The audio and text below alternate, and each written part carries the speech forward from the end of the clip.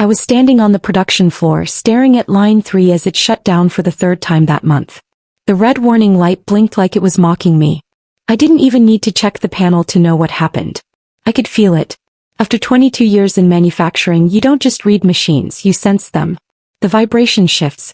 The hum changes pitch. The rhythm breaks. That's when my phone buzzed. I wiped the grease off my hands and glanced at the screen. Text from Martin Caldwell, plant director. Samantha, we've decided to promote Claire Monroe to operations director. She brings fresh perspective. Announcement at 3 p.m. That was it. No meeting. No conversation. No explanation. Just a text. 22 years of loyalty reduced to 3 sentences. I stood there for a full minute, staring at the words like they might rearrange themselves into something that made sense. Operations director was supposed to be my position. Everyone knew it. My team knew it. My husband, Daniel, had already started calculating what the raise would mean for our daughter's college fund. We talked about it for months over late-night dinners. And now, this. Claire Monroe. 32. Can be a perfect smile. Incredible at presentations. 6 months on the floor. All of them under my guidance. I trained her. I showed her the preventive maintenance system I built from scratch. The lean adjustments that cut waste by 17%. The supplier agreements I negotiated personally over 2 decades. The torque specs that weren't in any manual. The ones you learn after watching a machine fail enough times to memorize its personality. I walked toward quality control. Martin was standing there, coffee in hand, laughing at something Claire said. She looked radiant. Confident. Victorious. When they noticed me, the energy shifted. Martin cleared his throat. Samantha. Perfect timing. He handed me a sealed envelope. Claire smiled. Soft, rehearsed corporate. Thank you for everything you've taught me, she said. Your systems thinking approach has been invaluable. Systems thinking approach. That's what we were calling it now. I opened the envelope. Inside was my performance review. Exceeds expectations. Exceptional leadership. Deep operational knowledge. And beneath it, a lateral transfer. Senior technical advisor. Same salary. No team authority. A cubicle instead of an office. They wanted me to train my replacement, and then quietly disappear. When does this take effect? I asked, keeping my voice steady. Monday, Martin replied. Claire has some exciting optimization initiatives lined up. Optimization initiatives. Using my documentation. My vendor network. My maintenance logs. Everything I'd built would now be rebranded as innovative strategy. I folded the papers carefully and slid them into my back pocket. I didn't argue. I didn't beg. I just nodded and walked away. That night, Daniel was waiting at the kitchen table. He took one look at my face and stood up. What happened? I set the envelope down between us. He read it slowly. Twice. You trained her, he said quietly. I know. You built that plant. I know. The silence stretched. We had counted on that promotion. The extra income would have wiped out our mortgage early. Helped our daughter Lily graduate debt-free. Instead, I had to explain why 22 years of showing up early and staying late wasn't enough. But here's what they didn't know. For 8 months, I'd been having conversations with someone else. Ethan Hayes. Owner of Hayes Industrial, a family-run manufacturing operation about 40 miles east. It started with vendor meetings. Casual talks about supply chain resilience. Equipment uptime. Old-school reliability. Ethan appreciated something rare in this industry, experience. He once told me, I don't need someone who can build slides. I need someone who can keep machines alive. Those conversations had slowly shifted. What would you do differently if it were your floor? He'd asked me one afternoon. At the time I thought it was hypothetical. No, it wasn't. The next morning I began packing my office. 22 years fit into 4 banker boxes. Official manuals stayed in the filing cabinets. But my notebooks? Those came with me. Handwritten maintenance logs. Margin notes about temperature fluctuations in winter months. Vendor cell phone numbers. Real torque adjustments for machines that didn't behave like the manual said they should. The things that actually kept that plant under 3% downtime. None of it was formally required documentation. It was mine. I wasn't stealing. I was reclaiming. As I carried the last box to my car, I glanced back at the building. I had walked into that plant at 26 years old, nervous and determined. I'd learned everything hands-on, fought for every improvement, earned every ounce of respect the hard way. And now they were replacing experience with optics. Monday morning, Claire would sit in my chair. She'd write buzzwords on the whiteboard. She'd talk about innovation. And the machines would tell the truth. I slid into my car and started the engine. My phone buzzed again. This time it was Ethan. "If you're ready to talk seriously, I am." I stared at the message, and for the first time since that text from Martin, I smiled. They thought they were promoting fresh perspective. They had no idea they just handed me my freedom. Monday morning, I didn't drive to my old plant. For 22 years, my body had known that route like muscle memory.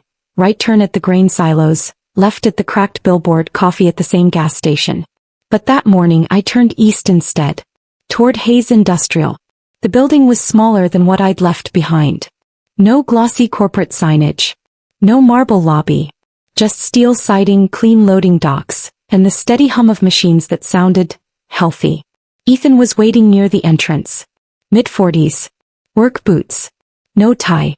"You okay?" he asked. "Ask me in a month," I replied. He grinned. "Fair enough." Inside there were no presentations. No formal onboarding packet. He walked me straight to the production floor. "This is ours," he said simply. "If you see something broken, fix it. If you see something slow, improve it. No committees." The simplicity almost made me laugh. After years of navigating corporate politics, this felt like oxygen. By Wednesday the texts started coming. From Jason. Jason Patel had been one of my floor supervisors for 12 years. Loyal. The kind of guy who could rebuild a gearbox blindfolded. His first message was short. "Line 3 down. Routine maintenance." I didn't respond. Then another. "Claire changed torque spec to manual standard. Bearing overheated." I closed my eyes. The manual said 45 foot-pounds. But for our specific configuration, older housing, slight ambient temperature variance, 42 was the sweet spot. I'd learned that after 3 failures back in 2009. It wasn't written anywhere official. It was written in my notebook. Jason sent another message that afternoon. 4-hour delay. Replacement part expedited. Martin not happy. I felt something strange. Not satisfaction. Just inevitability. Machines don't care about degrees. They care about precision. Thursday evening my phone rang. Unknown number. I answered anyway. "Sam? It's Victor Ramos." My stomach tightened. Victor ran Ramos Polymers, our primary materials supplier at my old plant. "Hey Victor. What's going on over there?" he asked bluntly. "This new director wants to renegotiate delivery terms. Says she's optimizing vendor strategy." I leaned against the wall. "I'm not involved anymore."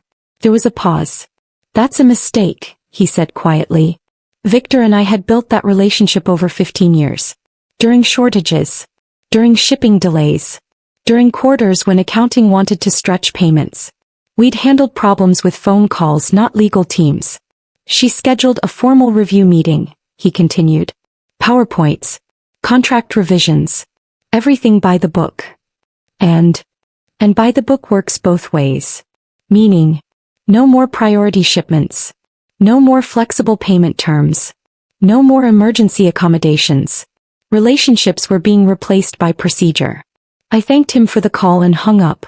Across the shop floor at Hayes, one of the presses cycled smoothly, rhythm steady and confident. The contrast was almost painful.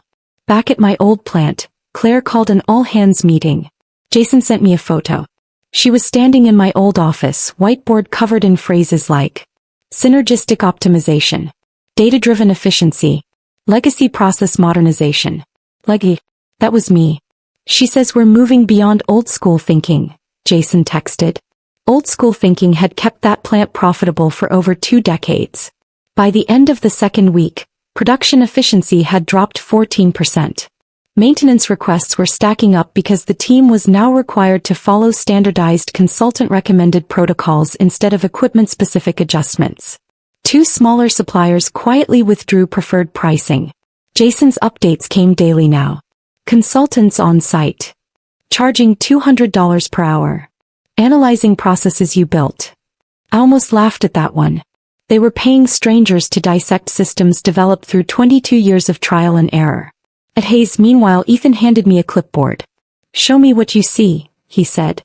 I spent 2 full days just observing. Not changing anything. Not announcing grand strategies. Watching. Listening. I noticed a minor bottleneck near packaging line 2. Nothing dramatic, just a rhythm mismatch between feed rate and sealing time. I noticed preventive maintenance logs that were good, but not predictive. I noticed 2 suppliers delivering slightly out of sync with production demand. Small things. But small things compound. On Friday afternoon I sat down with Ethan. "You're losing about 11% efficiency here," I told him, pointing at the packaging workflow. "Not because anything's broken. Because timing's off." He leaned back. "And? Give me 2 weeks." He didn't ask for slides. He didn't ask for ROI projections. He just said, "Do it." The real breaking point at my old plant came in week 3. Line 2 suffered a catastrophic bearing failure. Not routine. Not minor. Catastrophic. 12-hour shutdown. Emergency parts. Overtime labor. Customer shipment delays. Jason's text that night was just one sentence. "They ignored the vibration spikes." Of course they did. The consultant model said it was within acceptable variance. But I had built a monitoring system specifically to catch subtle pattern shifts, temperature plus vibration plus sound. Not theory. Experience. Martin was apparently getting pressure from the board. Claire was blaming inherited inefficiencies. Inherited inefficiencies. That's what 22 years of reliability had become. At Hayes, my 2-week adjustment plan was already showing results. We modified torque schedules. Tightened preventive monitoring. Realigned supplier delivery windows. Within a month. Line efficiency up 12%. Downtime reduced 34%. Material cost reduced 10%. Ethan walked the floor with me one morning. "You did in 4 weeks what I've been trying to fix for 3 years, he said. I shook my head. "No. I just listened to the machines." He studied me for a moment. "You know," he said slowly, "I'm not looking for an employee." I raised an eyebrow. "I'm looking for someone who builds with me." My heart skipped. He wasn't talking about a salary. He was talking about ownership. At the exact moment my old plant was unraveling, something new was taking shape. And for the first time in 22 years, I wasn't just preventing collapse. I was creating growth. That night Jason sent one more message. "They lost the Morrison Automotive bid. Rumor is Hayes got it." I looked at the email confirmation on my laptop. We had. By 18%. Not by undercutting recklessly. By operating efficiently. Competence has a reputation. And it follows you. I set my phone down and stared out the kitchen window. They thought they replaced me. What they actually did was free me. 6 months. That's how long it took for the cracks to become fractures. At Hayes we were accelerating. At my old plant, they were unraveling. Jason's updates had turned from occasional texts into almost daily reports. 3rd machine failure this month. Consultants recommending full system overhaul. Martin looks exhausted. I didn't ask for the updates. He sent them because he couldn't believe what he was watching. 22 years of stability dismantled in half a year. I didn't feel triumph. I felt something closer to grief. Because I had loved that place once. At Hayes things were different. Ethan had given me full operational authority 3 months in. No committees. No layers of approval. If I saw inefficiency I eliminated it. If I saw waste I cut it. If I saw potential I expanded it. Within 6 months. Line efficiency up 19%. Downtime reduced by 38%. 2 new automotive contracts secured. A workforce expanded from 46 to 63 employees. But the real difference wasn't in the numbers. It was in the culture. I walked the floor every morning at 6 a.m. Not because I had to, because I wanted to. Operators brought me issues before they escalated. Suppliers called me directly instead of routing through procurement layers. Maintenance techs weren't afraid to admit early warning signs. Experience wasn't dismissed here. It was trusted. The Morrison Automotive contract was the first major domino. We underbid my old plant by 18%. Not by slashing margins, by running clean operations. 2 weeks after we won it, Jason texted. Emergency management meeting. Claire blaming market shifts. Market shifts. I almost laughed. Machines don't fail because of market shifts. They fail because someone torqued them to 45 instead of 42. Then came the contract termination. Thomson Dynamics, my old plant's largest client. A relationship I had personally maintained for over a decade. Jason called instead of texting this time. They lost Thomson, he said quietly. I closed my office door. Terminated. Effective immediately. Quality issues.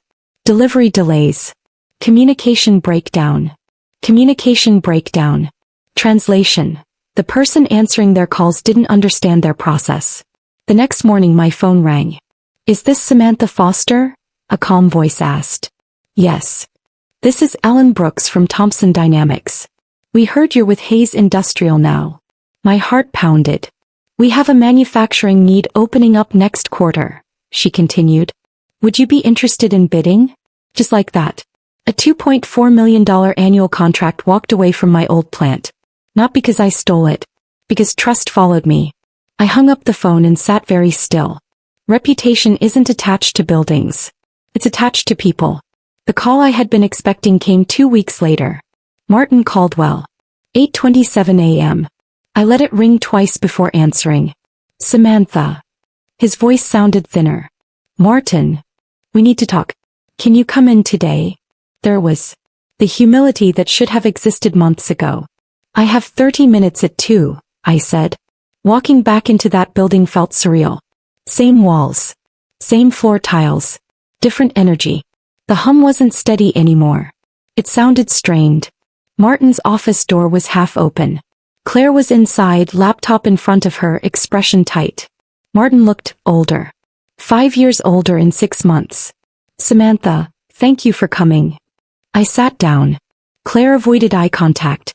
We're experiencing some transitional operational challenges, Martin began. Transitional operational challenges. Interesting phrase.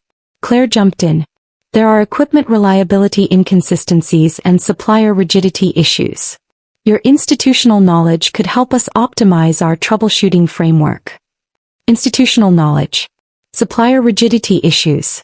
I folded my hands calmly. You want me to fix the problems you created when you replaced me. Silence. Martin cleared his throat. It's more nuanced than that. No, I said softly. It isn't. Claire finally looked at me. We value what you built. That almost made me smile. When I built it, it was called outdated. Now it was valuable. We're prepared to offer competitive consulting compensation, Martin added. What rate? $150 an hour. Short-term engagement. $150 an hour. To rebuild systems I had maintained for years on salary. And when it stabilized, Claire would present the turnaround. I leaned back in my chair. You promoted someone with 6 months of floor exposure over 22 years of operational leadership, I said evenly. You dismantled proven protocols for consultant theory. You severed supplier relationships built on trust. And now you want me to clean it up quietly. Martin's jaw tightened. We made strategic decisions based on growth positioning. And how's that working? Claire's lips pressed together. Martin tried again. Be reasonable, Samantha. I am being reasonable. I stood up. You decided my expertise wasn't necessary. Turns out it was. That's not my responsibility anymore. Claire's voice was small. You'd really let this place fail? I paused at the door. No, I said. You let it fail. And I walked out. 3 weeks later Jason called. She's gone, he said. Claire. Fired. Board meeting this morning. Martin announced early retirement next month. The house of cards had collapsed. Not because I pushed it. Because the foundation had been removed. That same afternoon Ethan called me into his office. We need to talk about something bigger, he said. He closed the door. Samantha. I don't want you as an operations manager. My pulse quickened. I want you as operations director. Full authority. Equity stake. Profit sharing for supervisors. Equity. Not just salary. After 22 years of building wealth for other people, someone was offering to share it. What kind of equity? I asked carefully. Earned equity based on performance. And it's already trending in your favor. I felt something shift inside me. Not revenge. Validation. That night Daniel and I sat on the back porch, quiet under the porch light.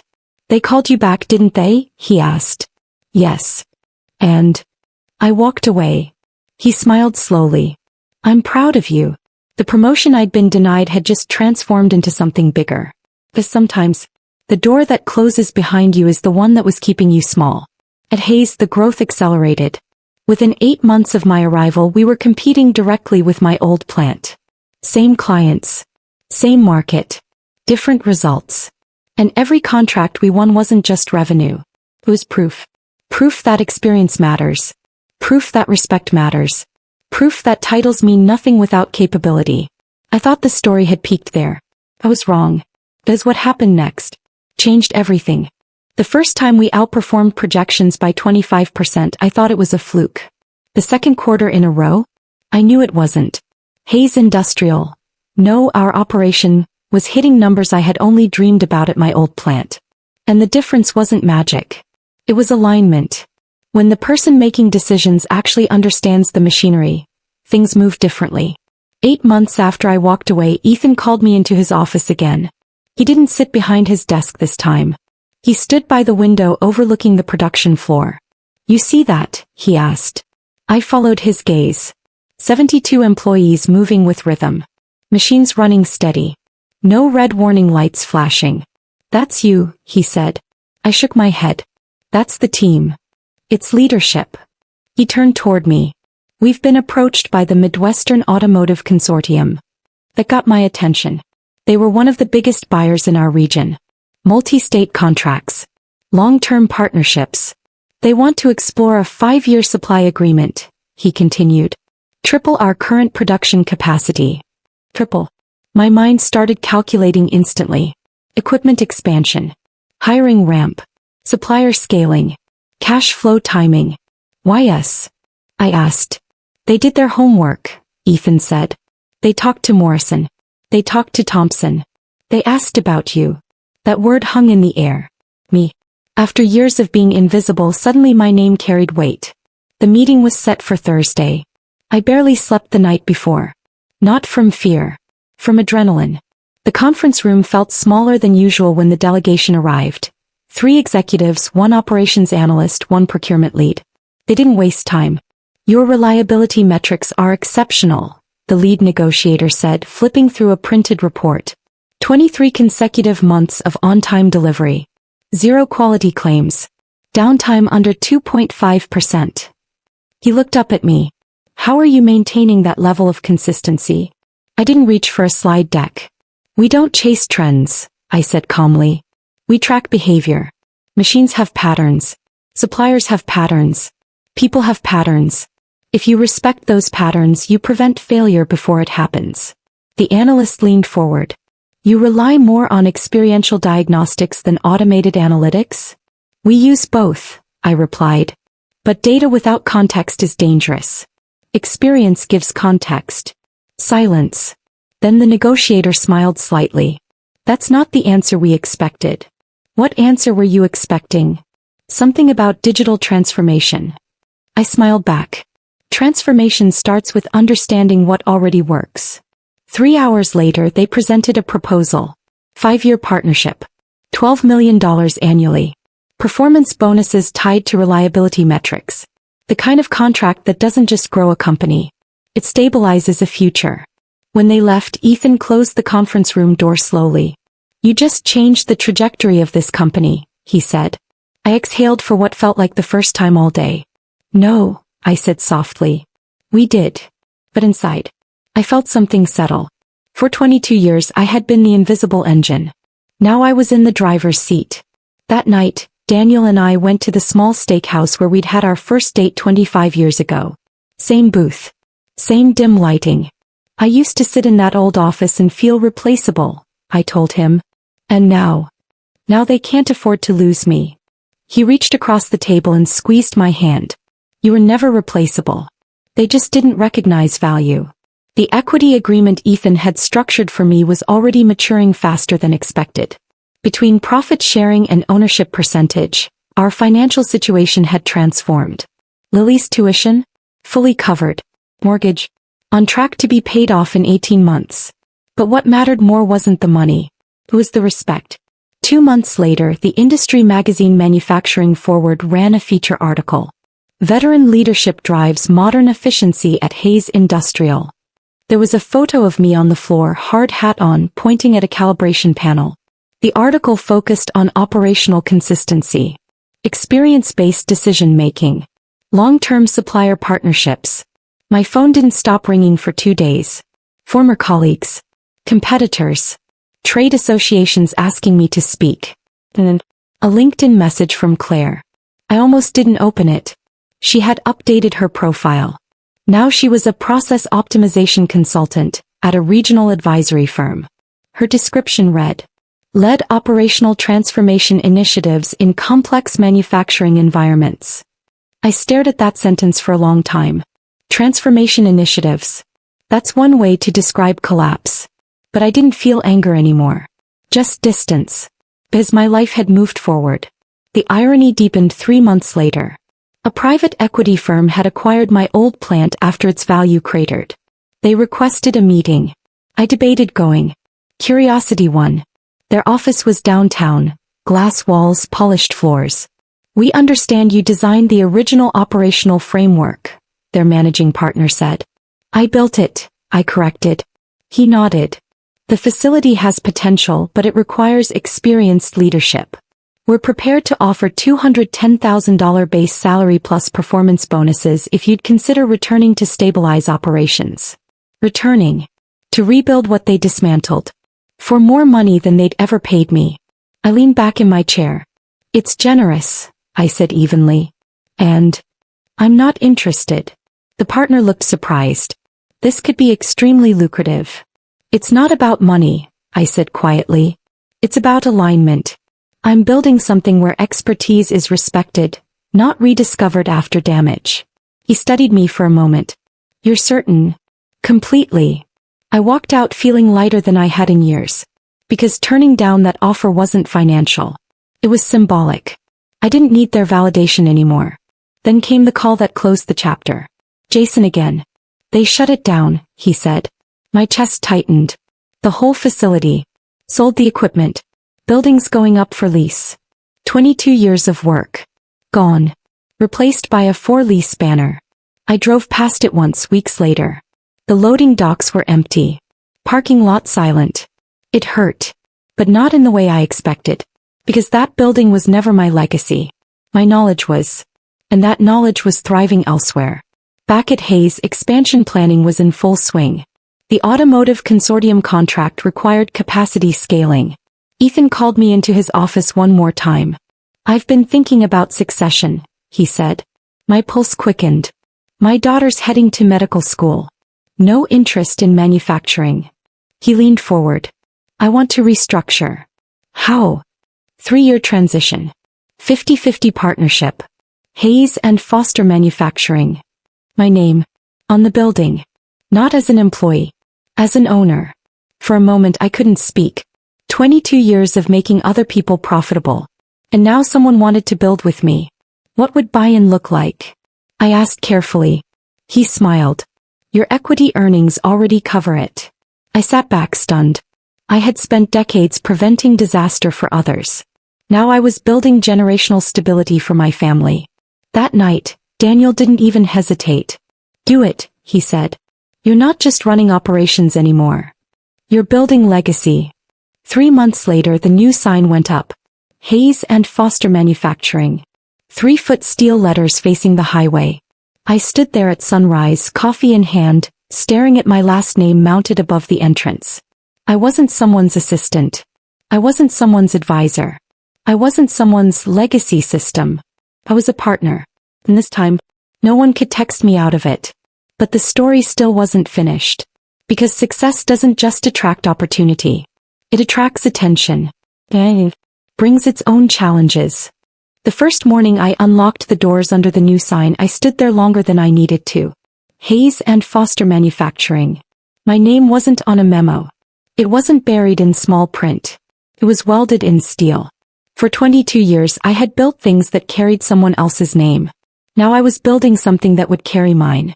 And that changes how you show up. Ownership is heavier than employment. When a machine hiccups, it's not just a technical issue. It's your reputation. When a supplier misses a delivery, it's not just a scheduling delay. It's your credibility. But strangely, I felt calmer than ever. Because now decisions aligned with reality. No corporate posturing. No consultant theatrics. Just fundamentals. Within 6 months of formalizing the partnership, we expanded from 72 to 91 employees. The automotive consortium increased their order volume by 18% after our first-year metrics exceeded targets. Zero quality claims. One morning Jordan, my partner, walked into my office holding a stack of performance reports. "We're outperforming projections by 31%, he said, shaking his head slightly. "Do you realize what that means?" "It means we stick to what works," I replied. He smiled. "It means you were underestimated for 22 years. That part still hit differently. Recognition started coming in waves. Industry panels. Guest lectures at state universities. A regional manufacturing award nomination. At one conference, a young operations manager approached me afterward. "How do you compete with bigger firms who have more advanced systems?" she asked. I told her the truth. Advanced doesn't mean effective. Systems don't replace judgment. Learn your equipment. Learn your people. The rest is noise. I saw myself in her. Hungry. Overlooked. Undervalued. If I could pass anything forward, it was this. Experience is currency. Don't let anyone convince you it's outdated. Then unexpectedly I received another call. Not from my old plant. From someone who used to work under Claire. "Hi, Samantha. This is Emily. I was a junior process analyst at Caldwell Manufacturing." I remembered her. Smart. Quiet. Eager. "I just wanted to say something," she continued. "When they replaced you, a lot of us were confused. We knew who kept things running. After everything collapsed, I left. I'm at a smaller firm now. And I finally understand what leadership looks like." Her voice trembled slightly. "You showed us that competence matters more than presentation." I swallowed hard. That meant more than any industry award. Because real leadership echoes. Even after you leave. About a year after the shutdown, I drove past the old property again. The building had been converted into a retail strip. Hardware store at one end. Fast food chain in the middle. The loading docks where I once stood in steel-toed boots were now parking spaces for SUVs. For a second I felt something close to sadness. But then I realized. That building had been a chapter. Not the whole book. The systems I created weren't gone. They had evolved. They were alive in every smooth production cycle at Hayes and Foster. They were alive in the bonuses our employees received, averaging $3,400 that year. They were alive in the stability my family now had. Legacy isn't a building. It's impact. 16 months into the partnership we signed our largest deal yet. A 5-year extension with expanded territory rights. Projected value, $68 million. When the final documents were signed, Jordan looked at me and said, "We wouldn't be here without you." I thought back to that text message. Fresh perspective. 3 words that tried to reduce 22 years to obsolete. I almost laughed at the irony. Because perspective isn't about age. It's about depth. One afternoon while reviewing quarterly forecasts, my assistant knocked gently.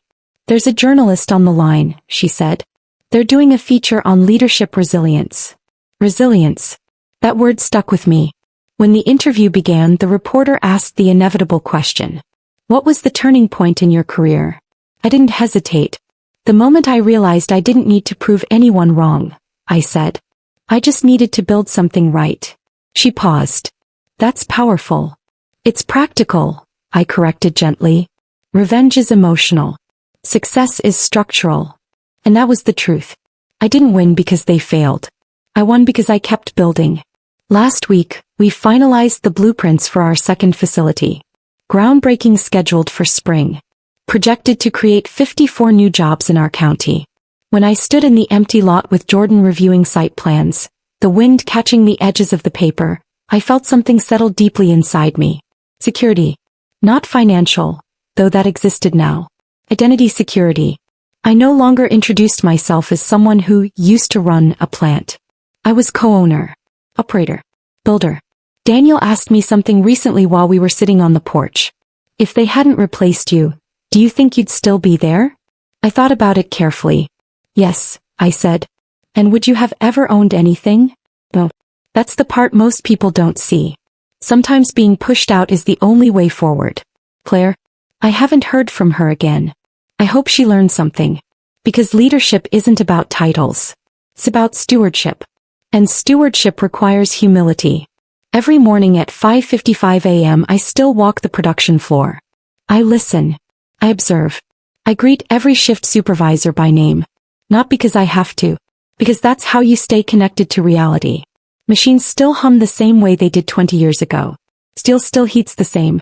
Bearings still fail if torqued incorrectly. Some fundamentals don't change. And neither does this truth. Respect isn't given to credentials. It's earned through consistency. When people ask me what the best revenge is against being underestimated, I tell them this. It's not arguing. It's not proving them wrong. It's building something so strong, so stable, so undeniably successful, that their opinion becomes irrelevant. They replace me with fresh perspective. What they actually did was free me to become irreplaceable. And that is a promotion no one can take away. There's one detail I've never told anyone. The notebook. The one I carried out in that banker box on my last day. It still sits in the top drawer of my desk. The pages are worn now. Corners folded. Ink slightly faded. 22 years of handwritten torque adjustments, temperature notes, supplier phone numbers scribbled in margins. I keep it there as a reminder. Not of what I lost, but of what I built. Because the truth is, they never really understood what made that plant work. It wasn't the spreadsheets. It wasn't the certifications framed on the wall. It wasn't the polished quarterly presentations. It was attention. It was care. It was walking the floor when no one was watching and noticing that a machine sounded half a tone off. It was remembering that Victor's daughter graduated in May and sending a congratulatory note before asking for a rush shipment. It was understanding that Jason worked better when trusted, not micromanaged. You can't automate that. You can't outsource that. And you definitely can't replace it with buzzwords. Last week, one of our new hires, fresh out of college, asked me something during onboarding. Do you ever regret leaving your old company? I thought about it for a moment. Because regret is complicated. I regret the way it ended. I regret that 22 years weren't honored the way they should have been. But do I regret leaving? No. Because staying would have meant shrinking. And I refuse to shrink for anyone's comfort. Sometimes, late in the evening after everyone's gone home, I walk through the facility alone. The overhead lights hum softly. The machines rest. The air smells faintly of oil and steel. I place my hand on the newest production line, the one we installed after signing that major extension contract. And I think about the version of me who stood frozen on that production floor, staring at a text message that felt like rejection. If I could speak to her now, I'd say this. You're not being replaced. You're being redirected. There is a difference. We break ground on the second facility in 3 weeks. Local officials will be there. Media cameras. Ribbon cutting. When they ask me to say a few words, I already know what I'll say. Not about revenue. Not about market share. Not about optimization. I'll talk about people. About the operators who show up at 6 a.m. About the maintenance crews who catch problems before they explode. About the supervisors who build trust instead of fear. Because that's what sustains a company. Not fresh perspective. Not flashy credentials. Not corporate politics. Consistency. Competence. Character. The best part? My daughter told me recently she wants to study engineering. Not because of the money. Because she watched me build something real. That matters more than any contract. More than any title. More than any apology I never received. So if you ever find yourself staring at a message that feels like the end, remember this. Sometimes the door closing behind you isn't loss. It's leverage. They thought they were replacing experience with something better. What they really did was push me into ownership, into growth, into legacy. And today when I walk beneath that steel sign every morning, I don't feel anger anymore. I feel gratitude, because being underestimated was the greatest advantage I never saw coming. And the moment they decided I was no longer necessary, was the moment I became unstoppable.